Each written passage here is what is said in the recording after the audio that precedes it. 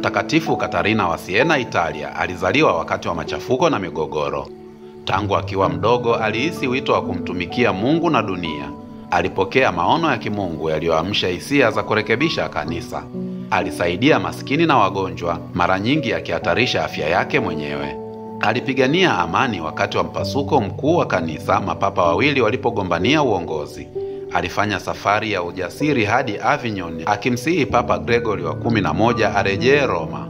Barua zake zilizojaa shauku na hekima ziliwahamasisha wengi kutafuta umoja na imani. Alitunukiwa heshima ya kuwa mwalimu wa kanisa, ishara ya maarifa na mwangaza wa kiroho aliyokuwa nao. Aliishi maisha ya unyenyekevu na ibada, akitukumbusha sote kwamba nguvu ya kweli imo katika upendo na huruma. Hadithi yake inaendelea kutia moyo roho nyingi kutafuta njia zao za imani na huruma.